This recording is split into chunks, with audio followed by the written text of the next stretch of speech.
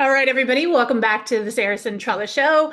And if you follow me on social, on Instagram specifically, then you already have probably seen my guest, Helene Beck. I was in New Jersey a month ago ish, I guess, giving a keynote at PSEG, and I had been on Helene's podcast. Everybody go check out her podcast. She is the host of Coming from the Heart, which is a mental health podcast. And I'd been on her show when it came out, and we had connected and just built this great rapport.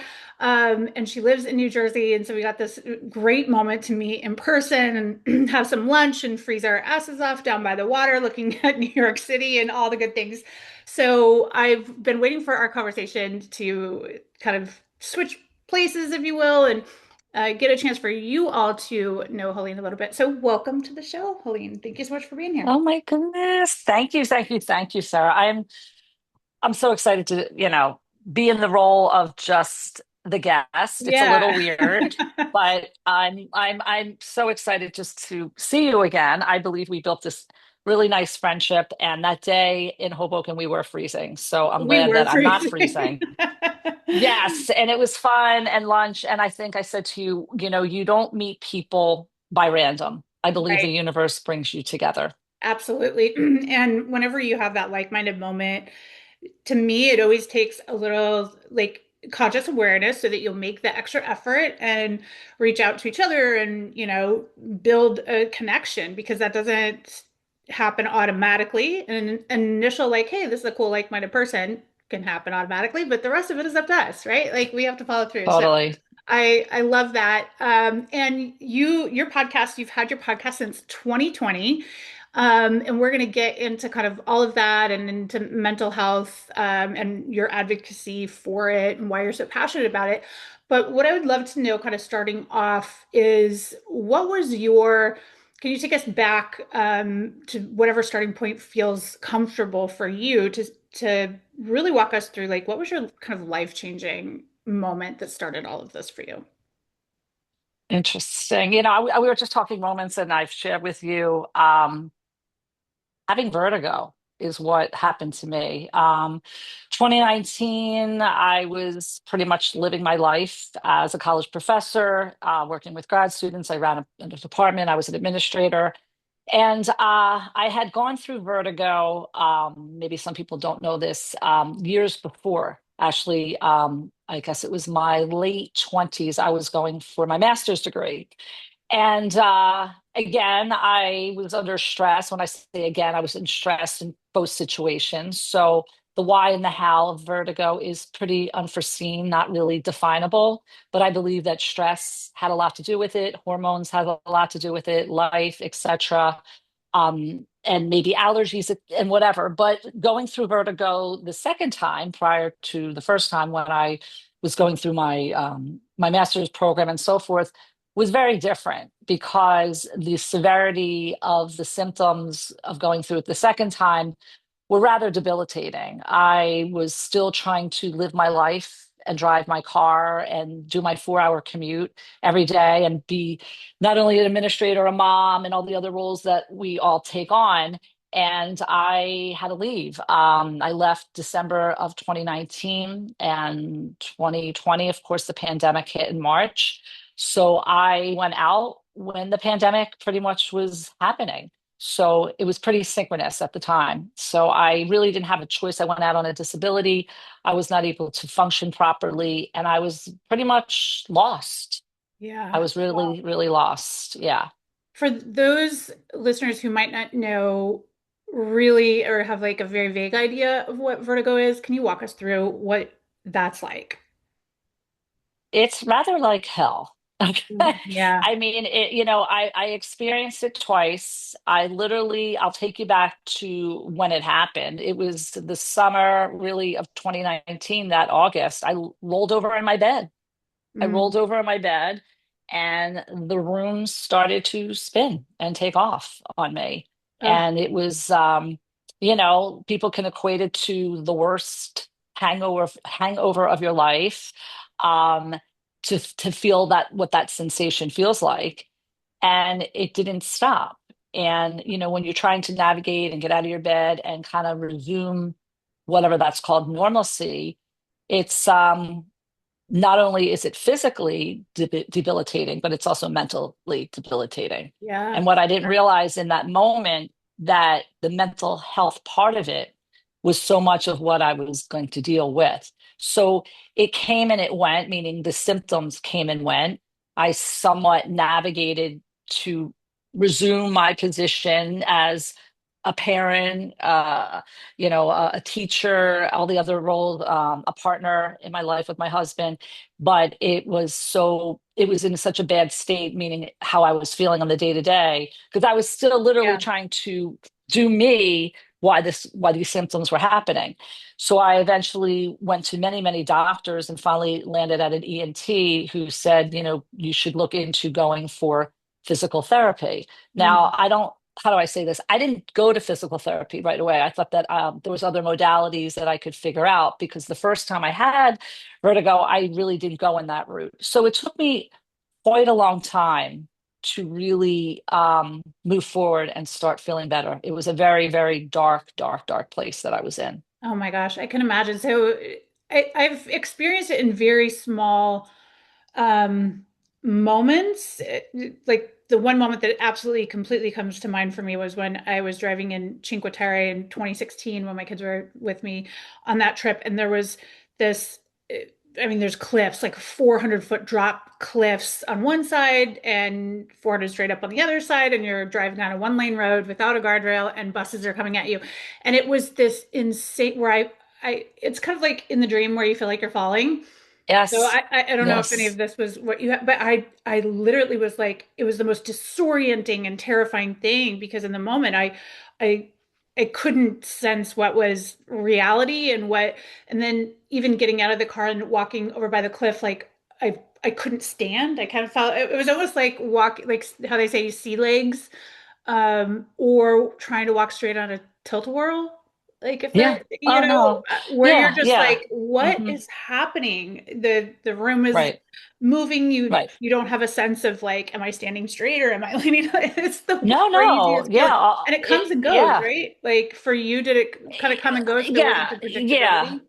yeah. As you're speaking, I'm thinking and honestly recollecting, and quite frankly, it's 6 years of the podcast, and it's basically 6 years that I was going through all of this. And, I just want everybody to know that to be patient with yourself, to really give yourself the space to be able to talk about it. Because for me, it was a really large trauma Hmm. experience to have to go through.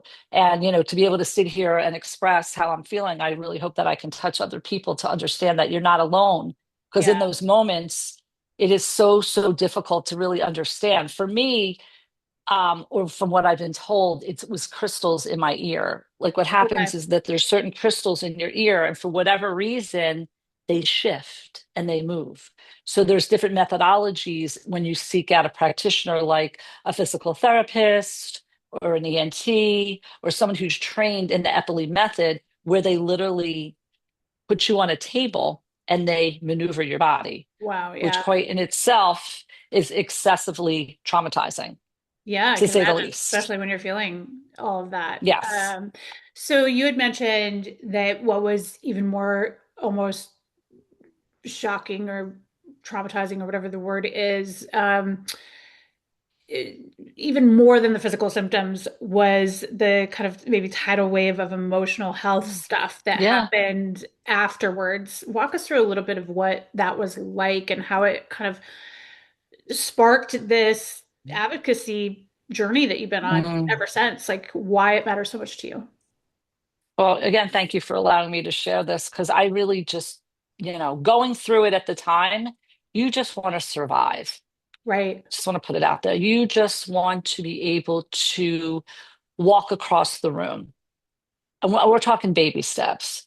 Um, and the problem is that you are silently suffering Hmm. because the world doesn't see you like that. Like I went back to work to try to, can imagine driving where I could have crashed my car more than a few times, Yeah. where I wanted to so deeply resume my life, but my body was choosing differently. So I say silently suffering because you are suffering. Again, what the world can't see, like when anyone is going through whatever you might be going through. So here I'm trying to put on this happy face to navigate. And the mental health component and why I started the podcast is, again, the pandemic was sort of happening at the same moment that Yeah. I was literally closed down. But I would say I was just talking to my son about this. On a positive note, for me, I believe in the universe and I believe a lot in spirituality. And when I reflect upon a lot of things, is that if I were to have to go through this insanity time, it was at the perfect time because my son was no longer in formal school. He was in virtual school. So he was there as a support person. I moved from one part of the state to the beach. The beach is what saved me. Nature Yeah. saved me. So if it hadn't been for, the pandemic, and all the other things that were literally upside down, it would have been a lot more difficult to Yeah. navigate. I can see that. Also, I had gone to a medium, which I don't know if I even shared with you, years before when my dad had passed or my mom had just passed because they passed around at the same time, 13 and 14, who said I was going to go through a life-changing moment. And I was all freaked out at the time. And I'm like, what Yeah. are you talking about? Like, oh my God. And if you guys are like not into, going to a medium, it was it was like one of those conversations. I was like, well, what's going to happen? She's like, look, you're going to be fine. However, you're going to go through something pretty large, but you're going to be okay. And that experience is going to bring you to be able to speak to the world. And Yeah. I, Look, it totally did, right? and at the It gave you time, the pause. and at the time, I literally compartmentalized it and never thought about it until when I was dealing with it. Yeah, for But the sure. mental health component of it, I never put the two together, the physical symptoms and then the mental health, until I actually started talking to people on the platform. Mm. Yeah. So, and I could see how at first I thought, oh my gosh, going through something like that at the same time as the pandemic, like literally everything is crashing Yeah, around you, right? But I could see right. how, in a way, it would also help a little bit, like Yes. be almost a little bit more normalizing as far as like Yeah. everyone was going through like this just insane crisis that we had never been through. So you weren't like the only one going through a Yeah. crisis time. So I could see how that would kind of help a little bit. So was was it kind of like depression that came through? Was it intrusive thoughts? Like what were some of the symptoms that you noticed like, hey, there's this I didn't realize like my mental health was really being affected in this way by everything I'm going through. Look, I started the podcast because I was encouraged to start the podcast. Let me just start that. Coming from the heart really was something I said to my daughter. She was at college right in the beginning of the pandemic and all this stuff. And I was on the phone with her and I said, I was at a really, really, really low moment. Like you really couldn't get any lower. And I said to her, I want to communicate something to the world. I want to start something. And I want it to come from my heart. So I started doodling on a little piece of paper, and so did she. We were literally doodling the same thing, coming from the heart podcast. And I was like, okay, I want other people to know they're not alone Yeah. because I just felt completely isolated and by myself. But to your question about the mental health aspect of it, until like I said, I started really talking to people, I was going through the physical symptoms and Hmm. I knew like I never was an anxious person. I never really had anxiety until I started seeing my practitioner, who's pretty much saved my life, where because when you're not able to literally navigate as you experience the moments of when you were going through vertigo, when you were Yeah. driving in the mountain, you want to get some type of control back. Yep. I was literally spiraling in my physical and my mental. So when you're feeling like that, the simplest things like driving your car and going into a store and Yeah. waiting in line to go to the bank or go do anything is you can't even process that. because Yeah. you don't feel like you're steady on your feet at all. Yeah. It's So crazy. It almost like automatically leads to anxiety. For me it did too, because I remember that first time was physical, right? Where I really was like, "Oh my God, I can't, like, what is happening? I don't know where the stairs are. I don't know where the step is." Like, it was Mhm. just so disorienting. But then you're right, it like triggers anxiety and intrusive thoughts going like, oh my God, this could happen again. This could happen. You know what I mean? And so I Yes, remember when I got yes, back, the kids and I did a road trip. And all of a sudden I'd be driving along the highway and there would be a cliff on one side and it would just immediately, and then I was like, oh my God, can I not drive? And it just like starts yeah, spiraling out, even though the physical wasn't there. I didn't have the physical of course not. sensation No. again. But the wow, like what your head can run away with. And for me, because I knew that that was thought spiraling anxiety and it wasn't the physical. So that's when I like doubled down on my tools and I was like, yo, yo, yo, I am not going Mhm. to allow this thought to make me a person Yeah. who can't drive. That is not, doesn't work in my Well, world, you know? So I was like, how do I get a hold of that piece of it, because I wasn't having the physical symptoms as much. I mean, it really had it maybe right, twice total, you know. But right. the scary thing is like what your mind can do to like run away and create almost the same kind of sensation just by thoughts. 100%. It's, this trauma response, and I lacked the knowledge base as I sit here 6 years later. I lacked everything. I was literally trying to survive. And and you mentioned about the car, when I was pretty much not navigating well, but still having vertigo symptoms, I was out driving with my daughter and I came home and I really had a very bad experience driving. I was overly braking. It was a disaster.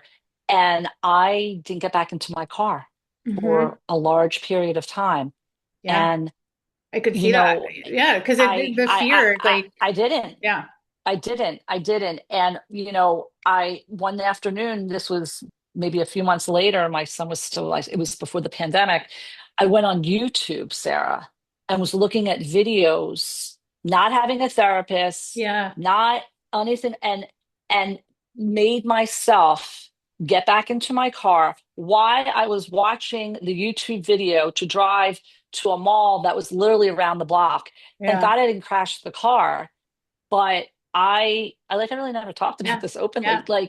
like because I was not going to allow that. But it is It's debilitating. yeah, It and is, it's and it so. pops up. It pops up. It still pops up. I still deal with windows and Mm. shadows. You Yeah, know, yeah. yeah.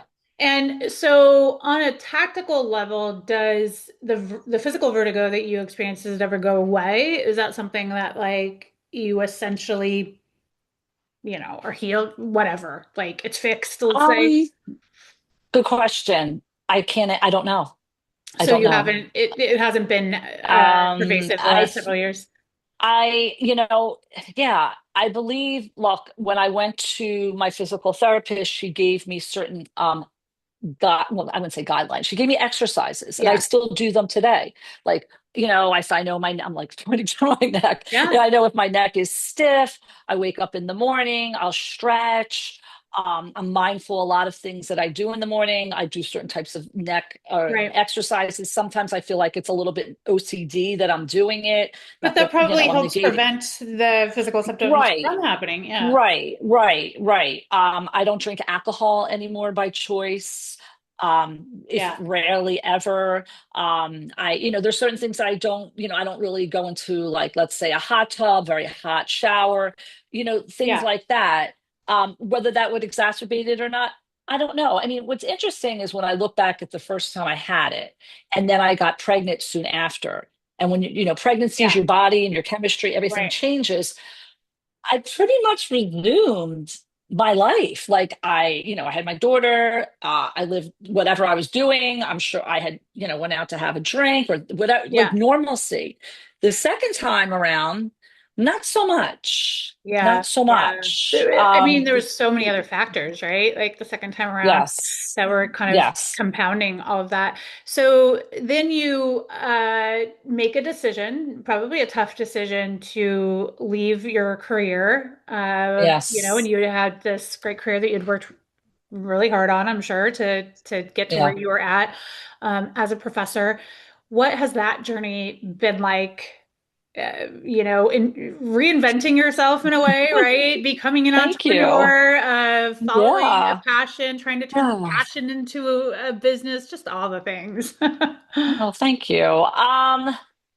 Hard, Yeah, of course, when, anyone out there, you're like yourself, Sarah, like anyone who's going from one complete world to another. Like I left because I had to leave. Like I didn't have a choice. right, I was sick. I went out on a disability and not really even thinking, of, well, am I going to go back or not? Because again, remember the pandemic. right, So I left, and soon after, all the universities, everything closed down. So maybe if I had left and things were still continuing to be working and the university was rolling and I wasn't there, it would have been different. But right, everything literally was shutting down as I was shutting down. Look, when I first left, look, I was lost in my profession, that I didn't have the connection back to the university and the students and everything that I did. Purpose. I was lost in my purpose. Like, mm, what am I doing with my life? My purpose became, or my, no, let's say, yeah, definitely not my passion. My thinking was always about myself every day. Compulsiveness, that's the word I'm yeah, looking for, because I was not well. So I was searching and researching, and AI wasn't so much then, but Googling and all this other stuff, that it became compulsive. So I became my project yeah, about how am I going to heal myself? Like, what am I going to do? And I mean, I think that's how I found the Epily method. And I was going to doctors knowing more than they were going to know, because I needed to heal. I was desperate. And a lot of the practitioners that I went to were horrible, right. pretty much. Yeah, Like I've definitely awful, heard awful, a lot of that. awful. Yeah. Yeah, And not taking it terrible. seriously and not trying, No, nope, not, no, no. yeah, And no. And when you talk about mental health, oh, like what was that? They had right. no consideration.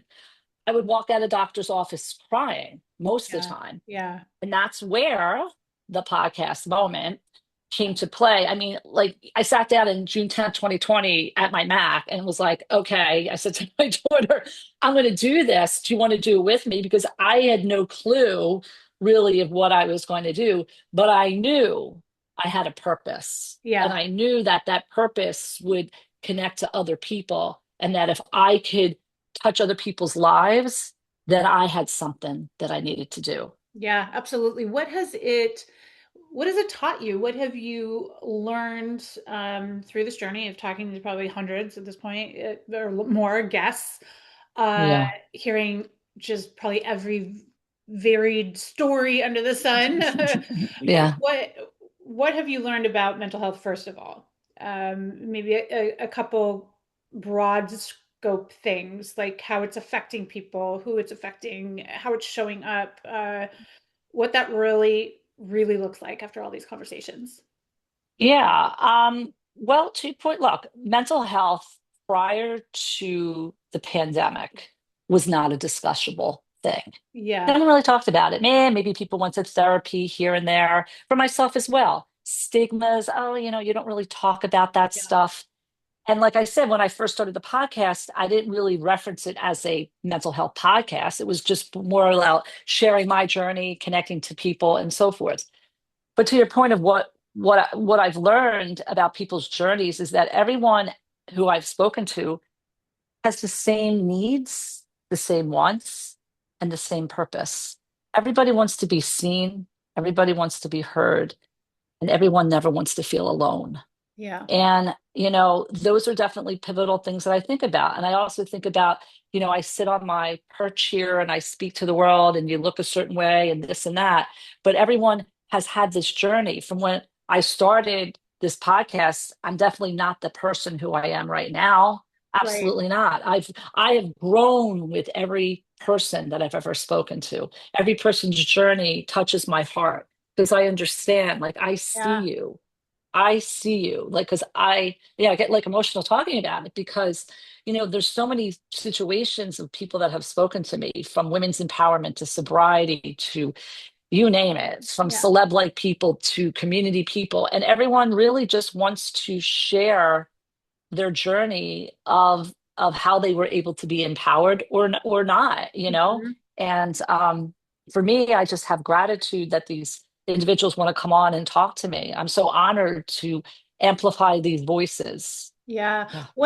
What got you out, if you look back the 5 or 6 years ago when it was a real low point, what helped you get out of that? Was it knowledge gathering? Was it, kind of like you said, just going out and trying to find all the information, or were there um things that you did? You've definitely been doing the physical therapy stuff and stuff since then, but to me, a lot of times it feels like you're in a hole, right? And you're trying to You like are. dig yourself out of this hole. What helped you dig out?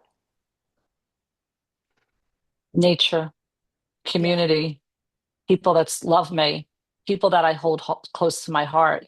I cleaned the house on a lot of relationships that were just not serving me. Yeah.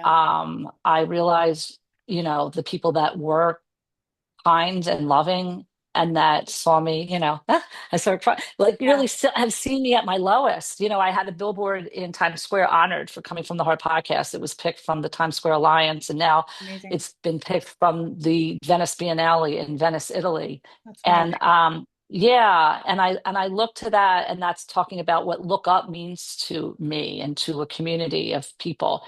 And for me, it was like to look up at the sun, to feel nature. And what was very healing, which I didn't even realize at the time when I walked the beaches of South Jersey, was the beach, was the Yeah. sand. I always went home. Home was being in South Jersey, my house down there where my parents lived and I grew up. That's where I could recharge, I could reboot, I could rethink, I could understand, like, okay, this is the direction. I had no direction. Yeah. I was desperate to find a direction. I would walk out of my house the pandemic times and literally be out for 7 hours just walking the beach and looking at the birds and thinking of, well, if I was a bird, how would I fly? Or if I was the ocean. And I felt this comfort zone like that. The beach was my safe space. So, whatever safe space is for anybody out there, go to it, Yeah. Find your grounding find it. place. Yeah, Yeah. find The it. ocean is for me too, very, very much. It almost like speaks back. It's Yeah, cute. It's it like you can does. kind of like tell it everything, and it's so vast and so endless, and there's just something about it that helps you like see where we stand in the universal picture, right? Like I'm just this one Yeah, little tiny human in this massive, massive ocean. Because a lot of times, especially when we're going through a difficult time, all we see is our problems, and our problems look like they're as big as the freaking ocean. And we become almost so obsessed with where we're at that we can't see anything else. And there's something about standing or sitting in front of the ocean to just put that in check. You're like, yeah, okay, I'm a not the hundred only percent. thing on this planet. I No, am just a no, no, small no, speck. no. Like, Yes, how can I make a mark on this planet that isn't like, right. how can I get out of my whatever it is I'm going through and turn it into something good Yeah, and make a mark? And at least that's kind of how I always look at it. And it helps me to like find that if I feel like I'm wobbling in my passion or my mission or whatever the case is. I will literally our ocean is about an hour and a half away. I'll get in the car, I'll drive out there for a couple hours and just I sit love out there that. and journal, turn around and drive back. Yeah. Uh, because it does that for me. It helps me to realize like, hey, I want to leave a mark on this world that Oh, matters, yeah. like Yeah. refocus, Yeah. find that No, again. I agree. I used to scream out at the ocean, I am strong, I am confident, I'll Yeah. be good, or however I was wording it. I'm like, I said, when I have a studio one day, I'm going to frame that and put it on the wall. And I think what I was doing is I was giving myself so much self Of affirmations course. why Yeah. I You're was building it. there, Yeah. You're building it. not knowing. Like I Hmm. was just like grassroots because I was desperate. And Yeah. when you were desperate, as I was, I couldn't literally get any lower. when I was living in Central Jersey, not down at the shore, I was on a slippery slope, Sarah. Like not that I was in a position of wanting to, wrong Yeah. word, to take my Harm. life Yeah. or anything, but I didn't want to do the same day every single Yeah. day. You're like, there's Like got to be I, more to this. There has to be a reinvention here somewhere. so if I would say the podcast saved me or I Mhm. saved the podcast, it's all the same. Well, I think there's something really important in that. And for anyone listening who's going through it, whatever it might be, I think if we strip away the vehicle, which in your case was the podcast, right? You went from being in this tunnel of what I'm dealing with. I'm, kind of like what I was just talking about. Like we get to the place where our problems is the only thing in the world, right? And then you had this moment where you shifted out and said, can I start looking at other people? Like, can I start having a conversation? Can I open up that scope? And there's something about when we give back or when we try to help someone else, even we might not have any fucking clue what we're doing. We might genuinely feel like we're drowning, but just that shift of getting me out of my own self spiral and putting that focus on let me hear someone else's story. Let me Yes. let me shift that focus. Is there an Yes. encouraging word I can give to someone else? That alone, I think, and anyone can do that. You don't have to feel like, you need to be called to do something visible if that's not your thing. You could do that in line at Starbucks. I mean, you can do it all day, every day in a million little ways. And I think that little humanization is something that we have forgotten as a society over the last decade, which is sad and pretty scary. But whenever you feel like you're really spinning in your own stuff, can you just say, like, is there one person I could help right now? Is there one person I could be a listening ear for? Like, that will get you out of your stuff faster than anything else. I truly believe that. And that's probably what I those love that. conversations helped to do for you, right? Like it just Yes. helped you. Yeah, Yeah, you're not absolutely. I sitting in your mean, own stuff. You're hearing other people's that's stories. right. Right. And and to your point, I used to say, yeah, and I still do, cathartically heal others as I healed myself. So when you're in that position and you're hearing other people's situations, it it gives you that dopamine, that serotonin, Yeah. like, okay. And prior to even doing the podcast, I mean, I forgot to even mention that before the world was blowing up, my husband and I were at a concert. We were out at a couple places. It was really difficult for me to navigate. I was always trying to push myself out, even though I didn't feel well. Wherever I would go, vertigo would be the conversation. Mm, Someone would know someone about that. And I just felt like, I got to do this. Like, yeah. however, I didn't It was calling you. It know. was calling to you. It was Yeah, like, hello, I didn't hello, really, hello. right. It really was. And I didn't want people to suffer. I always say the same thing, never to feel alone, because when you are alone, you just feel like you're the only one dealing and going through this. And Yeah, that's really in the beginning of the podcast, I shifted it to be, how do I say this? I was talking to a lot more therapists or a lot more people in the mental health space. And then I pivoted the platform to say, well, I could talk to anybody yeah, because, like I said, everyone's going through their own shit, is going yeah. through their own Something they've been through stuff, it. Yeah, and everybody has that journey of something where someone, it might take a really, when anyone listens to any of the podcasts, is to feel that I can connect to something maybe that someone said.